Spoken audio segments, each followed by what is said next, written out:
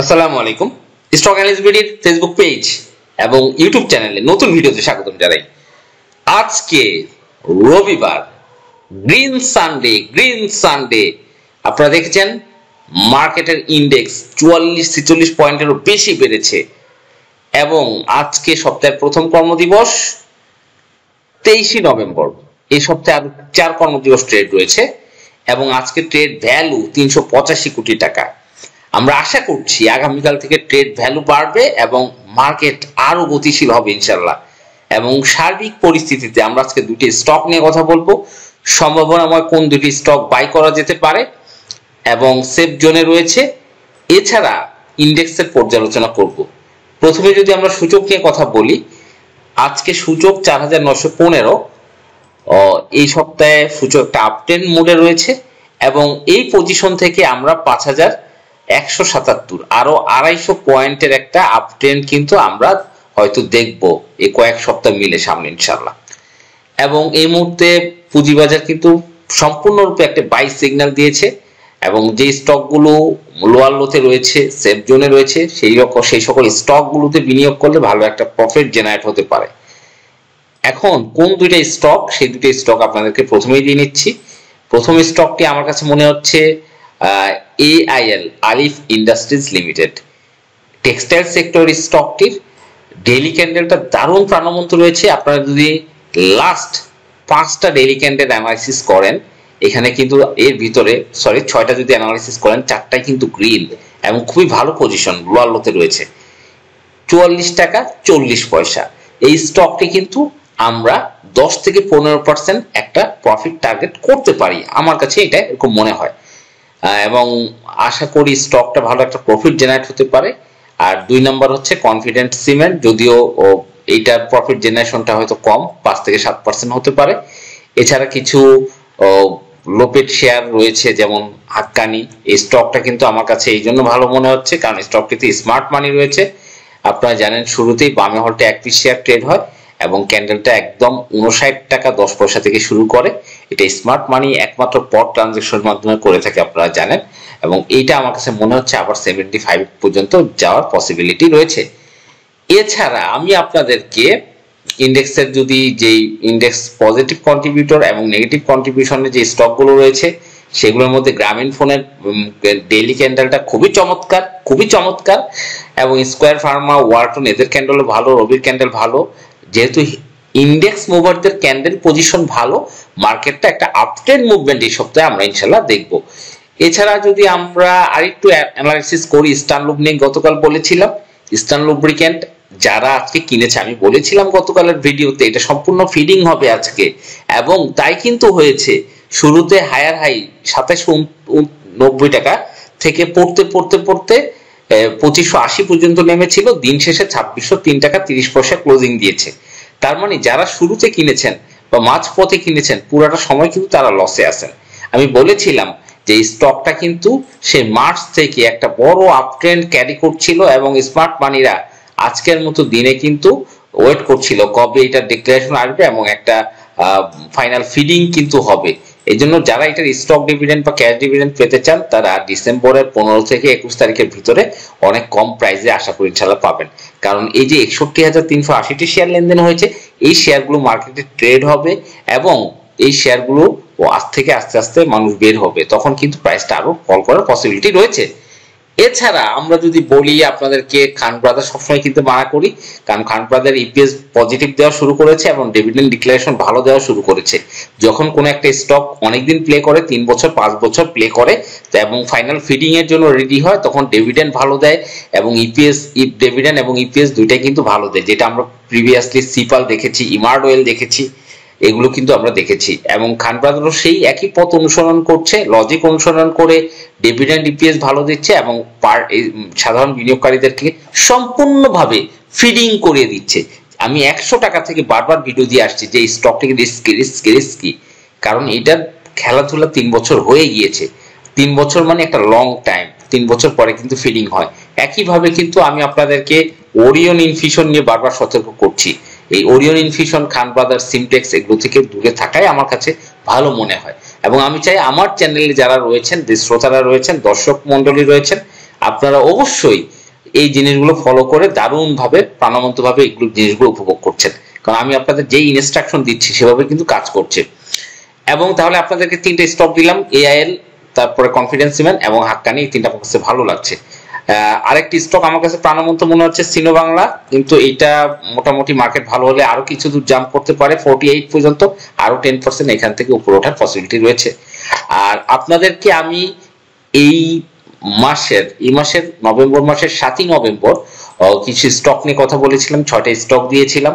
সেইখান থেকে আমি বলেছিলাম যে মার্কেট যেটা লিড দেয় এরকম কিছু স্টকের কথা, এবং এই মুহূর্তে মার্কেট লিড দিচ্ছে কারা, বিপিপিএল, যদিও এগুলো বাই করার মতো বর্তমানে উপযোগী নয়, কারণ প্রাইস অনেক আপ হয়েছে, স্মার্ট মানি প্রাইসটাকে অনেক আপ করেছে। তারপরে এটা যদি সাকসেসফুলি ব্রেকআউট হতে পারে সেক্ষেত্রে ভিন্ন ইস্যু।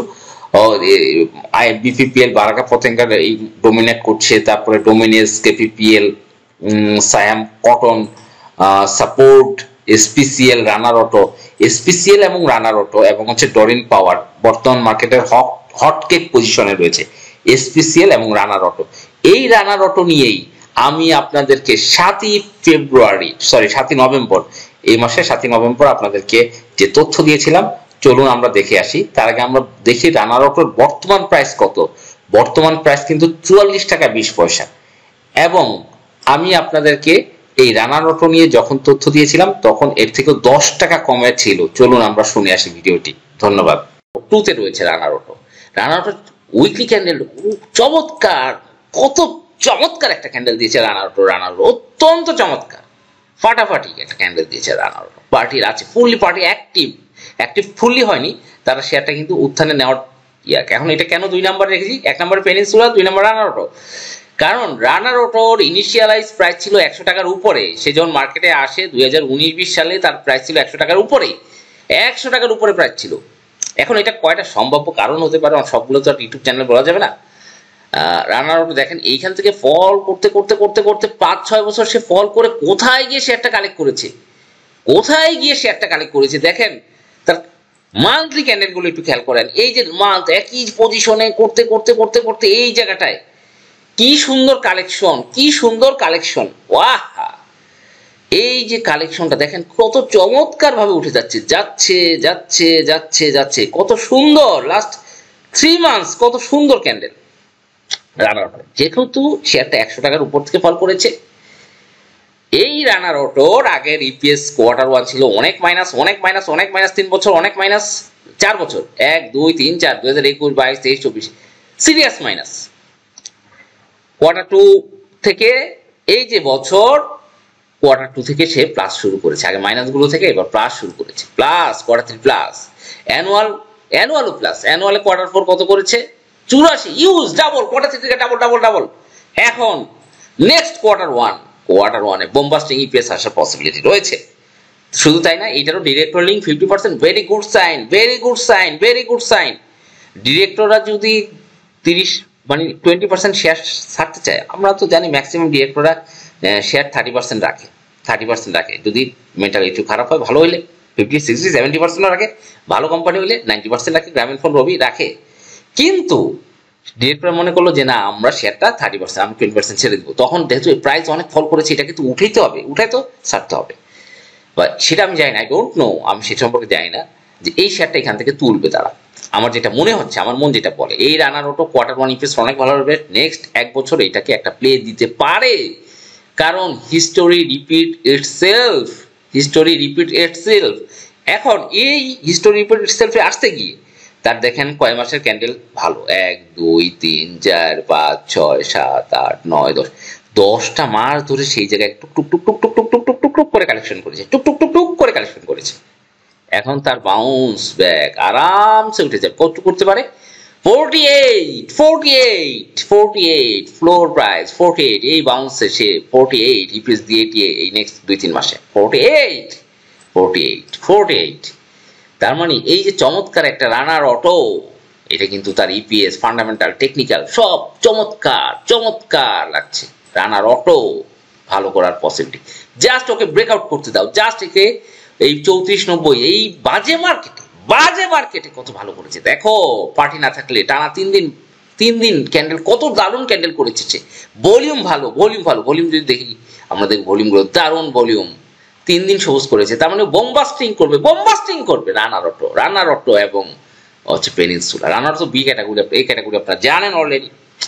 তা আজকে আমার মনে হয় ভিডিওতে 2টা স্টকই থাকুক, বাকি স্টকগুলি নিয়ে আরো অ্যানালাইসিস করবো, কালকে চেষ্টা করবো ইনশাল্লাহ।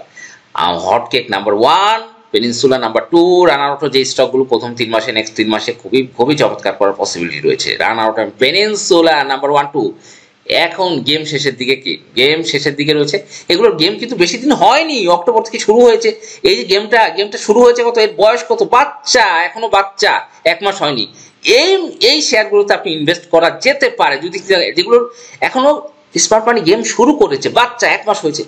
যেগুলোর গেম শেষের দিকে 3 বছর হয়েছে, 2 বছর হয়েছে, প্লে করছে খান ব্রাদার্স, ওরিয়ন লিমিটেড, কেন আপনি সেখানে আপনি রিস্ক নেবেন? যেগুলো গেম শুরু হয়েছে, বাচ্চা এখনো স্মার্ট মানি বাচ্চা, গেম শুরু করতে যাচ্ছে। আর গেম শুরু করলে আপনি কিন্তু সেখানে একদম লোয়ার লোতে কিনতে পারবে তাই না। একটা রানিং ট্রেনে উঠতে গেলে মিনিমাম কিছু দূর বাড়বে, এটা স্বাভাবিক একটা ক্যালকুলেশন। নো ওয়ে রানিং ট্রেনে উঠতে গেলে আপনার এটা 30-40-50% বাড়বেই, এটা ওইখান থেকে উঠতে হবে। কেমনে বুঝবেন যে ট্রেন চালু হয়েছে, আমাকে ট্রেনে উঠতে হবে? কেমনে আপনি বুঝবেন? একটা পার্টি গেম শুরু করার পরে আপনি 50% লাভ, 50% দাম বাড়ায় নেন, সমস্যা নাই, আপনি তো সেখান থেকে আরো 100% পাবেন। কারণ সে তো 1 মাসের জন্য গেমে নামে নাই, সে নেমেছে 3 মাস, 6 মাস, 9 মাসের জন্য গেমে নেমেছে, 1 বছর, 3 বছর হতে পারে। আমি যেটা বলছি, আমাকে প্রাইমারি স্টেজে পার্টির সাথে ইনভলভ হতে হবে। কোনটা ফান্ডামেন্টাল অ্যানালাইসিস ভালো, টেকনিক্যাল ভালো, ইনিশিয়াল দুইটা যদি ভালো থাকে, টেকনিক্যাল এবং পার্টি থাকতে হবে। পার্টি ছাড়া আমাকে কোনো স্টক এন্ট্রি দিলে আমার লস হবে, এই মার্কেটে লস হবে। আমি বলছি আমাদের top of the listed next 3 months, number 1 peninsula, number 2 runner auto, এটাকে আমরা